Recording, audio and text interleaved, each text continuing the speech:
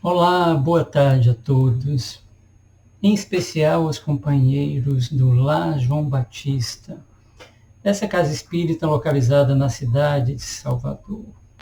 É uma honra estar falando para vocês e para todos os companheiros que acompanham pela internet. Bem, as nossas reflexões doutrinárias da tarde de hoje têm como tema o Consolador Prometido. Que Consolador é esse? Pois bem, há 2000 anos, Jesus, nosso mestre, ele fez uma promessa. Ele disse: se me amais, guardai os meus mandamentos, e eu rogarei ao Pai para que envie um outro Consolador, que ficará eternamente convosco. Mas em que momento ele prometeu? Muita gente pensa que essas palavras de Jesus, aliás, daqui a pouquinho eu vou ler exatamente as palavras que ele trouxe, que foram anotadas por João, o evangelista. Muita gente pensa que ele falou no Sermão da Montanha, que talvez seja o mais importante sermão que Jesus fez, e não foi exatamente no Sermão da Montanha. Aliás, em suas pregações, Jesus fez basicamente 4 grandes sermões. O Sermão da Montanha, que a maioria conhece, que ficou conhecido como Sermão das Bem-aventuranças, né? O Sermão Profético, onde ele fala muita coisa relacionada ao futuro da humanidade.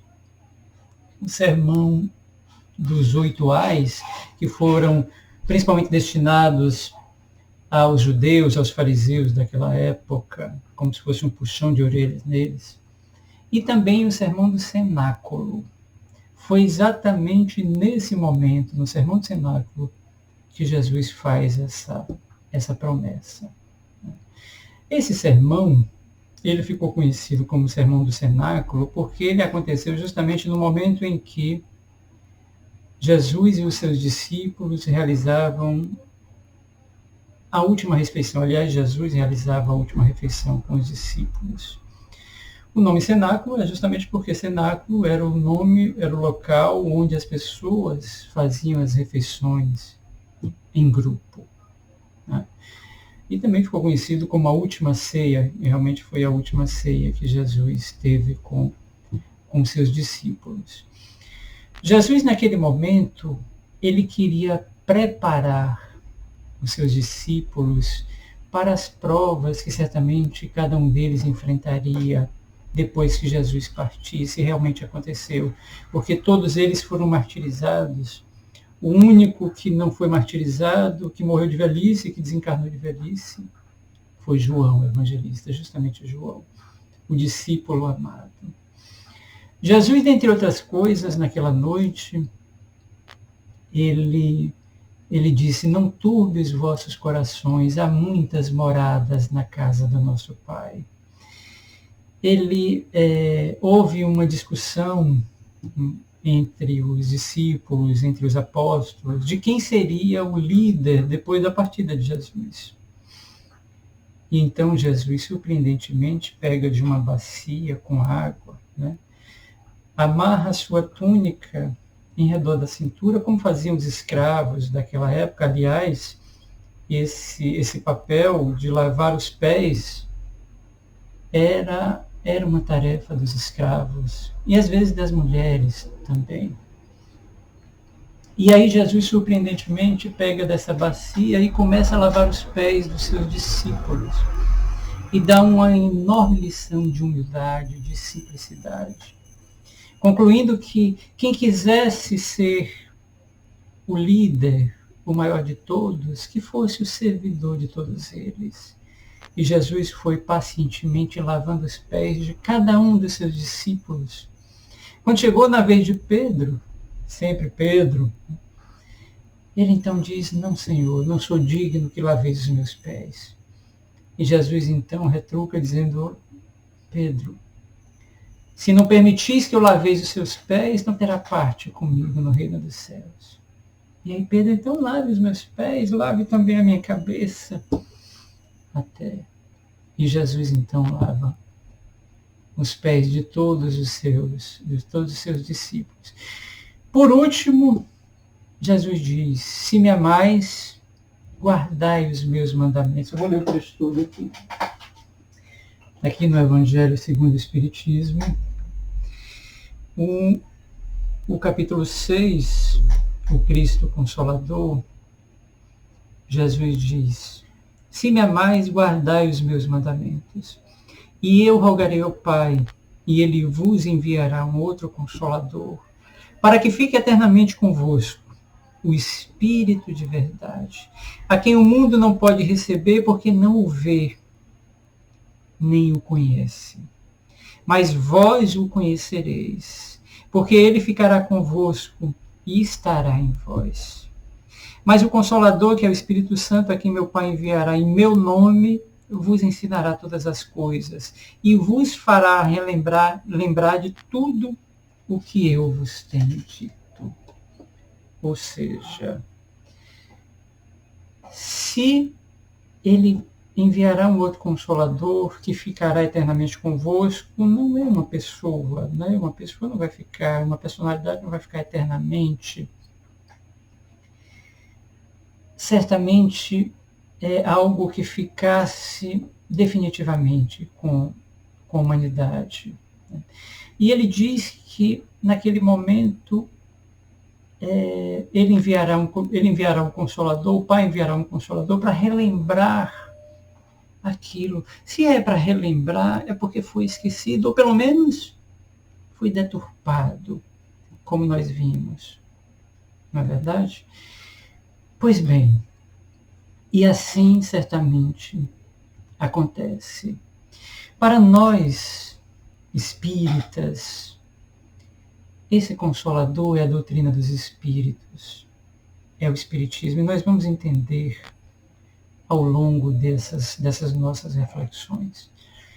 Pois bem, o tempo passa, 19 séculos depois, né, o mundo tinha acabado de sair da Idade Média, aliás, do obscurantismo da Idade Média, das perseguições da Inquisição, das cruzadas.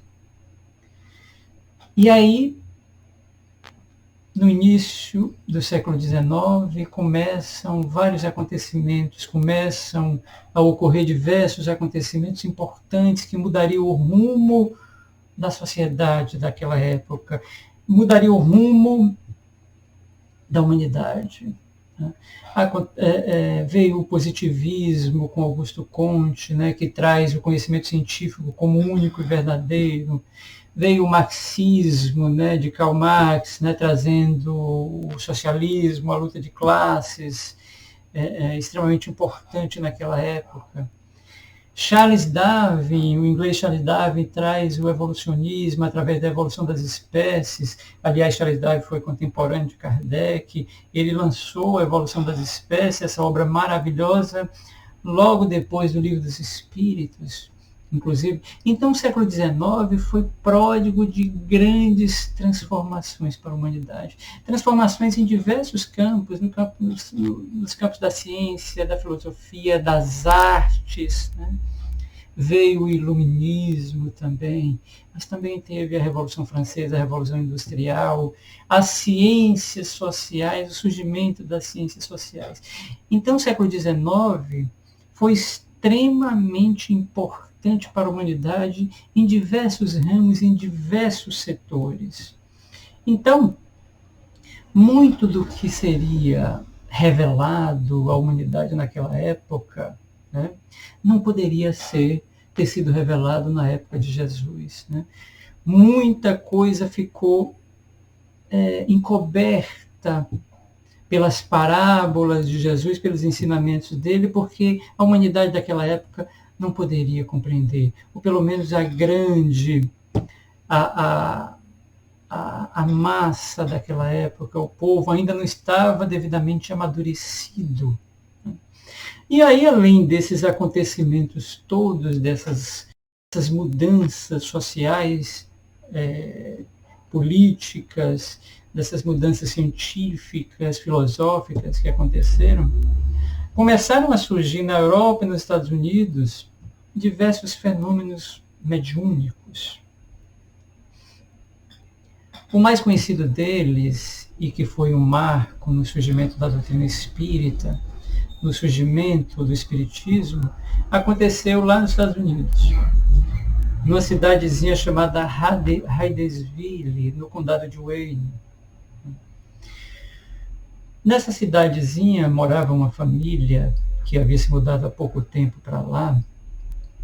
Era a família dos Fox, formada por Sr. John Fox, a sua esposa Margaret Fox, 3 filhas, mulheres e um rapaz.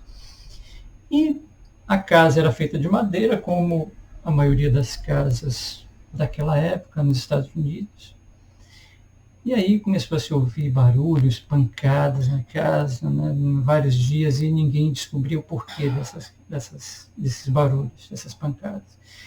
Até que na noite de 31 de março de 1848, essas pancadas aumentaram muito, tá? Aumentaram demais essas pancadas. Resultado.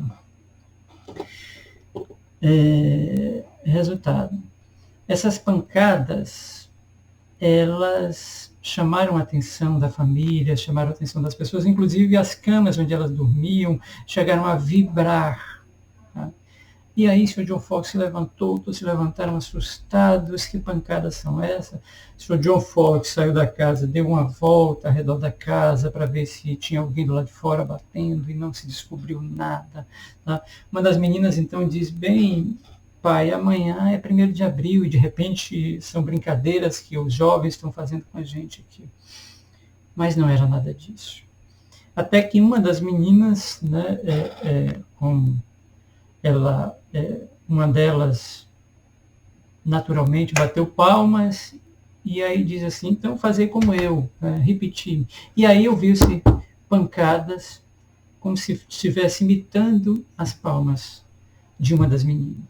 E aí todo mundo ficou assustado. Aí a senhora Margaret Fox pergunta, é um ser humano que está falando conosco? E aí silêncio angustiante. É um espírito que está falando conosco? Diversas pancadas se ouviu por toda a casa. E aí, todos ficaram muito assustados. Né? Mas continuou esse diálogo inusitado. Né? Dona Margaret pergunta, esse espírito foi assassinado? Várias pancadas afirmativamente. Né? E aí o Sr. John Fox pergunta, se eu chamar outras pessoas, continuará a responder? Várias pancadas se ouviu. O Sr. John Fox saiu correndo, assustado, pegou a primeira pessoa que achou, uma vizinha, trouxe, e aí fez novas perguntas, e a pessoa pacientemente respondeu. E aí alguém sugeriu, bem, para facilitar esse diálogo, que tal uma pancada relativo, se refere à letra A, 2 pancadas à letra B, 3 pancadas à letra C. E aí a pessoa, o suposto espírito concordou e alguém ficava ali anotando. E através desse método curioso de comunicação, o espírito se identificou como Charles Rosman.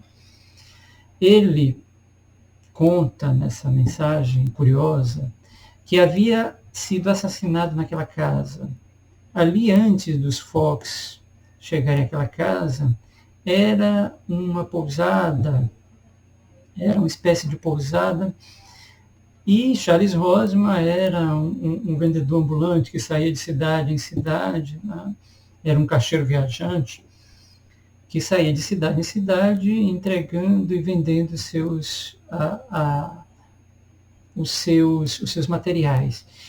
E aí ele foi assassinado naquela casa, né? O dono assassinou ele para roubar $500 e enterrou ali mesmo, naquela casa, os seus restos mortais. É claro que no outro dia, a família dos Fox não teve sossego. A cidadezinha toda estava lá fazendo perguntas, e o espírito de Charles Rosman pacientemente respondeu a todas as perguntas que lhe eram formuladas. Até. É claro que fizeram uma escavação, não se descobriu o corpo de nenhuma pessoa morta ali. E 2 anos depois, crianças brincando, uma parede rompeu lá e se descobriu que tinha um esqueleto emparedado. Ele foi, na verdade, enterrado na parede. Tá? E esse esqueleto trazia objetos bastante típicos, né, de vendedores ambulantes, de caixeiros viajantes daquela época. E ficou realmente comprovado que Charles Rosman havia desencarnado ali naquela casa. Tá? Esse fenômeno chamou a atenção dos Estados Unidos, chamou a atenção dos estudiosos daquela época, dos curiosos também. Tá? E, paralelamente a esse fenômeno, começaram a acontecer outros fenômenos, não só nos Estados Unidos, mas na Europa, né? Principalmente na França, em Paris. Né? As pessoas se reuniam para após tomar o seu chá das 5, se reuniam para fazer perguntas à mesa e a mesa respondia através de pancadas também. A mesa, a hora se levantava, se dirigia na direção de uma pessoa ou de outra.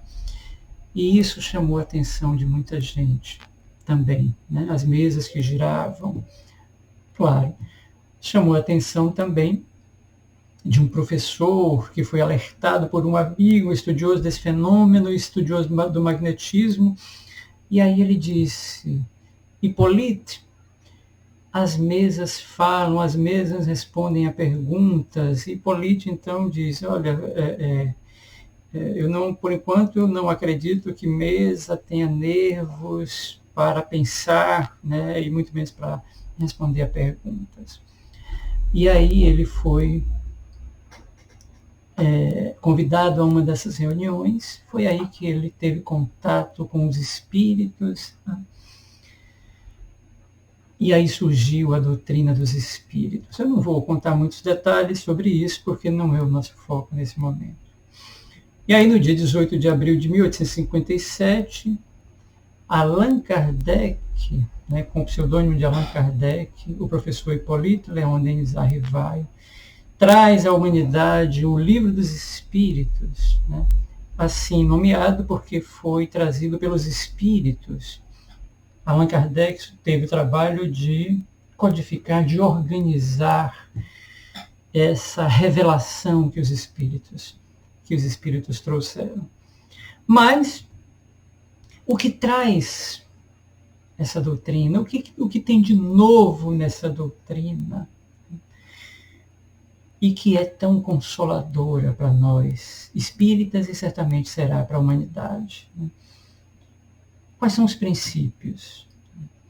Na verdade, ela não traz algo de novo, ela vem relembrar aquilo que Jesus havia falado, aquilo que Jesus havia trazido para cada um de nós há 2000 anos. Né?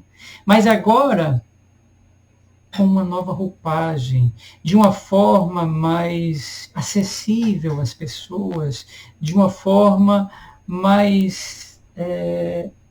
de uma forma com que as pessoas pudessem compreender melhor os ensinamentos que ele trouxe. Quais são os princípios que revelam essa doutrina? O primeiro deles, a existência de Deus.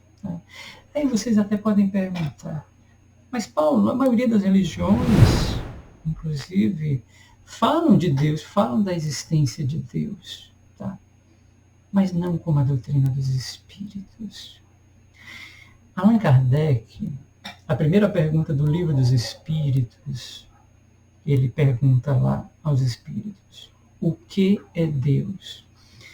Não mais trazendo essa ideia antropomórfica de Deus, ou seja, essa ideia humana de Deus. E os espíritos sabiamente respondem: Deus é a inteligência suprema, causa primária ou primeira de todas as coisas.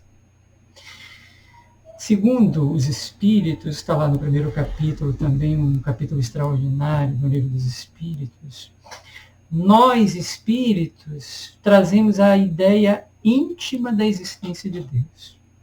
Ou seja, mesmo que não fôssemos educados sobre Deus, sobre o conhecimento da divindade, nós temos esse sentimento íntimo. Até os povos mais primitivos têm esse sentimento, porque isso faz parte da natureza do espírito. Já está em nós esse sentimento instintivo da existência de Deus. Um outro princípio que traz a doutrina consoladora, a imortalidade da alma. E aí muitos podem perguntar, mas Paulo, a imortalidade, outras religiões, até outras filosofias também trazem, mas não como na doutrina espírita. O Espiritismo não vem simplesmente mostrar a imortalidade, mas como vem atestar essa imortalidade. Somos imortais. Aliás, essa é a ideia, essa é a parte mais consoladora dessa doutrina, a imortalidade. Nós continuamos existindo. Aqueles que partiram antes de nós, os nossos avós, pais, mães, segundo o curso natural das coisas, eles continuam existindo. Eles continuam vivendo. E a verdadeira vida, a vida principal é no mundo espiritual. Aqui, no planeta Terra, a nossa existência é transitória, passageira. Isso representa muito pouco no conjunto da nossa evolução espiritual. E Jesus deu prova dessa imortalidade. Ele mesmo. Aliás, essa é uma das passagens mais bonitas do Evangelho de Jesus, da Boa Nova, que Evangelho significa Boa Nova, boas notícias. Jesus, 3 dias após desencarnar, ter sido martirizado na cruz, ter sido crucificado, ele retorna para dizer que continua vivendo. E a primeira pessoa que teve contato com ele foi Madalena, Maria Madalena, a antiga meretriz. Ela vai visitar o túmulo dele na madrugada para se consolar.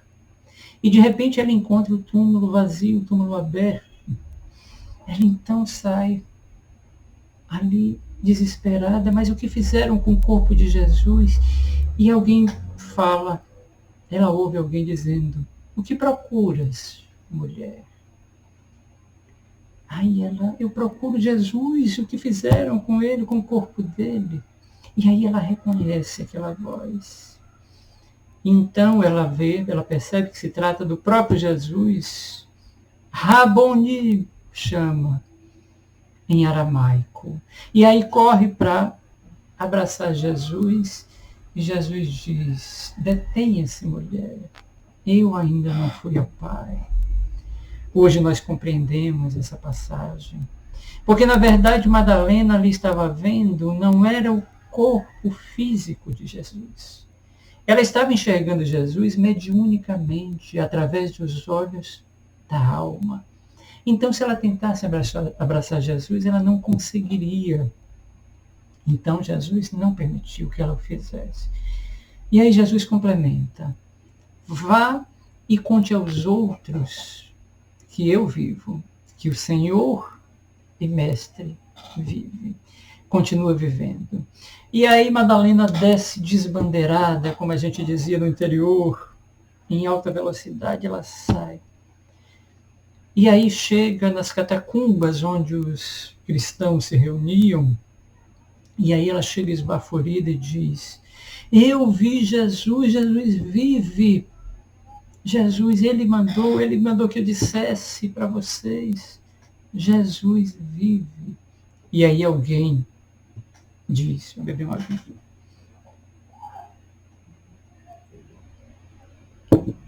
Como ele veio aparecer para você, Madalena? Se ele tivesse que aparecer, por que ele não apareceu para Pedro, o nosso líder? Porque não apareceu para João, que ele declarava, né, que é o seu discípulo amado? Porque não apareceu para Maria, sua mãe? Veio aparecer para ti, Madalena. E aí Madalena recebeu aquelas palavras como uma verdadeira apunhalada, porque ela se relembrou dos seus tempos de meretriz, de prostituta, e da sua transformação, da transformação que Jesus havia feito em sua vida. E aí Maria, mãe de Jesus, que estava presente, diz: eu acredito, Madalena. E eu acredito que Jesus vive porque as nossas dores estão com ele. E as nossas esperanças também estão com ele. E aí Jesus aparece. Jesus posteriormente aparece materializado, inclusive mostra a Tomé as chagas, e Tomé pega em suas chagas. E Jesus se materializa, dessa vez ele aparece materializado e todos puderam abraçá-lo, todos puderam tocá-lo. E ele, durante mais de 40 dias, quase 50 dias, se materializa e realiza novos ensinamentos aos seus apóstolos, aos seus discípulos. Até que finalmente, quase 50 dias depois, ele reúne com mais de 500 pessoas, o que Humberto de Campos iria chamar, posteriormente, de os 500 da Galileia.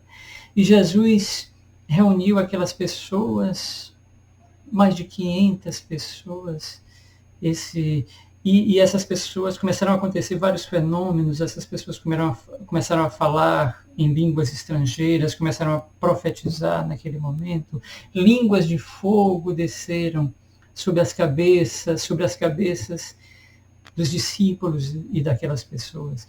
E Jesus, naquele momento, ascende aos céus, dando a entender que se despedia fisicamente daquelas pessoas. E esses fenômenos ficaram conhecidos como Pentecostes.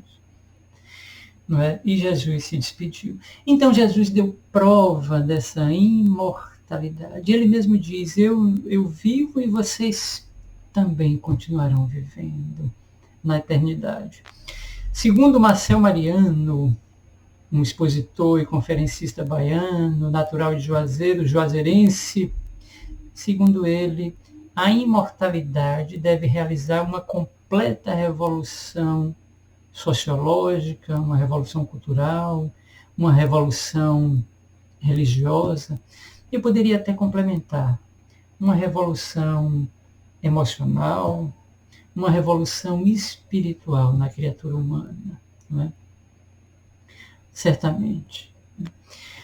Uma vez, eu me lembro, ouvi da boca do próprio Divaldo Pereira Franco, ele realizava uma conferência fora do Brasil e nessa conferência estavam presentes diversas autoridades, estudiosos da medicina, médicos, psiquiatras, psicólogos, psicanalistas também, professores, enfim.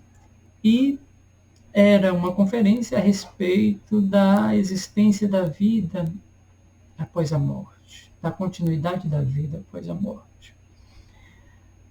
E Divaldo começa a sua conferência do lado do seu tradutor, porque ele falava em português e o tradutor traduzia para o inglês, o tradutor inclusive conhecido de Divaldo. Ele começa a conferência dizendo, com a seguinte frase: eu não acredito na imortalidade. E aí o tradutor olha para ele e diz: o que você está dizendo? Fala baixinho. Eu não vou traduzir isso. Aí Divaldo pacientemente diz: traduz. Ele: não, de jeito nenhum. Traduz. Eu não acredito na imortalidade. Aí o tradutor chega para os demais e diz: ele está dizendo que não acredita na imortalidade. E aí, Divaldo complementa. Eu não acredito, eu sei da imortalidade. Porque quem acredita hoje pode não acreditar amanhã. Agora, quando alguém sabe, quando sabemos de algo, aquilo é para sempre. Aquilo nós carregamos conosco ao longo dos tempos. Então, a imortalidade, eu sei que somos imortais, eu não apenas acredito. E aí continua a sua conferência. Um outro princípio básico que traz esse consolador, que é a doutrina espírita, a comunicabilidade dos espíritos. Os espíritos não apenas continuam vivendo, mas eles podem se comunicar. Por que não? Claro que podem. Os espíritos podem se comunicar testando a sua imortalidade, dando prova dessa imortalidade. E eles vêm nos dizer, diuturnamente, nas reuniões mediúnicas principalmente, trazendo as suas identidades, as suas informações, os seus conhecimentos a respeito do mundo dos espíritos a respeito do mundo das verdades. Um outro princípio básico, a reencarnação. Com certeza não é a primeira vez que estamos reencarnados aqui nesse planeta e certamente não será a última. Ninguém poderá ver o reino de Deus se não nascer de novo, disse o próprio Jesus no memorável diálogo com o senador Nicodemos, senador dos judeus, que lhe procurou na noite para não ser visto, e traça esse memorável diálogo com Jesus. Então nós reencarnamos. E a reencarnação é a chave para a compreensão de muitos fenômenos existenciais. Muitos. As diferenças sociais. Porque uns nascem na opulência e outros, por exemplo, nascem no interior da África e têm um sofrimento a vida inteira. Porque uns nascem doentes, cegos, surdos, mudos, aleijados, enquanto que outros nascem perfeitos, com seus corpos perfeitos. Uns nascem na Europa, têm uma educação boa, a melhor educação, e outros nascem na miséria, no sofrimento. A reencarnação é a chave para entender essas diferenças todas. Porque se não fosse isso, Deus seria injusto. Onde estaria a justiça de Deus, a justiça divina? Porque dá uma vida opulenta a um e uma vida miserável a outros.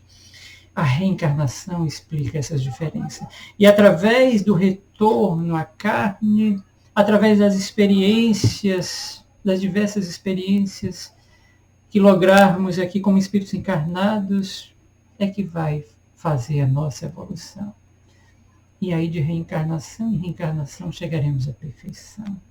Não só nesse planeta, mas em outros orbes também. Um outro princípio básico, a evolução espiritual. O espírito evolui, né? Tudo evolui, tudo na natureza evolui, tudo se modifica. É o princípio da impermanência. Nada fica parado, tudo se modifica, tudo melhora, tudo evolui. Nós, espíritos, evoluímos, ora no mundo espiritual, ora no mundo físico, no mundo carnal. Ninguém retrograda. Nós, espíritos, fomos criados simples e ignorantes, propensos à evolução, à perfeição. Através, evidentemente, como já falamos, das inúmeras reencarnações. E Jesus é o nosso modelo e guia, né? Então, a doutrina espírita, ela é extremamente consoladora, né? Porque ela traz essas verdades que dissipam as trevas, elas tiram o véu que obscurece a nossa visão e nos consola. O conhecimento dessas verdades nos consola, nos torna melhores. Eu fico imaginando aquelas pessoas que não acreditam nessa continuidade, que não acreditam na continuidade da vida após a morte do corpo físico. Deve ser um vazio muito grande até. Pois bem, o Espiritismo realiza essa revolução moral, né? Ele inaugura essa nova era e traz essa revolução moral, trazendo a imortalidade, trazendo essa continuidade, atestando essa continuidade da vida após a morte do corpo físico. Tem uma pergunta no Livro dos Espíritos. O Livro dos Espíritos é feito de perguntas e respostas. A pergunta 799, que Kardec dirige aos Espíritos, ele faz o seguinte questionamento: de que maneira o Espiritismo pode contribuir para o progresso da humanidade? E os Espíritos respondem: destruindo o materialismo, que é uma das chagas da humanidade. Ou seja, o Espiritismo pode muito contribuir para esse progresso, principalmente destruindo, eu não diria até destruindo, ele utilizou essa expressão, mas transformando o materialismo no conhecimento propriamente da espiritualidade, né? Então, a doutrina espírita, ela faz essa revolução moral no ser humano. Nós espíritas, nós não estamos preocupados em fazer proselitismo, em tornar as outras pessoas espíritas também. A preocupação da doutrina é tornar o homem melhor, tornar a sociedade melhor, e aí a humanidade certamente vai melhorar, né? Eu me lembro, né, certa feita, que uma senhora chegou para Chico Xavier e disse: Chico, o meu marido é perfeito. É um bom pai, um bom esposo, um excelente profissional, né? É uma pessoa maravilhosa, mas ele tem um defeito. Aí Chico, meu Deus do céu, mas que defeito tem esse homem, meu Deus? Aí ela diz: ele não é espírita. E aí Chico diz: isso não é um defeito, não é? Porque intimamente ele é espírita. Porque se ele é um pai maravilhoso, se ele é um profissional exemplar, se ele é um esposo excepcional, ele é um verdadeiro espírita, né? Certa feita, um padre, né, escreveu para Chico Xavier e disse: esse padre, ele recebia os periódicos espíritas, os jornais espíritas, leu o Livro dos Espíritos, leu o Evangelho, leu vários livros, as obras de André Luiz. E aí ele escreve para Chico e diz: Chico, eu estou largando a batina, eu vou largar a batina e quero me tornar espírita. E aí todos imaginando que Chico iria dizer: venha para cá, para a doutrina espírita. E Chico então responde a sua missiva e diz: não faça isso, meu amigo, não faça isso. Porque imaginem só, se você vier para cá, você vai ser mais um espírita como nós. Mas imagine que se você permanecer na igreja com as ideias espíritas, imagine um padre com as ideias espíritas. O quanto você não vai poder ajudar os nossos irmãos católicos.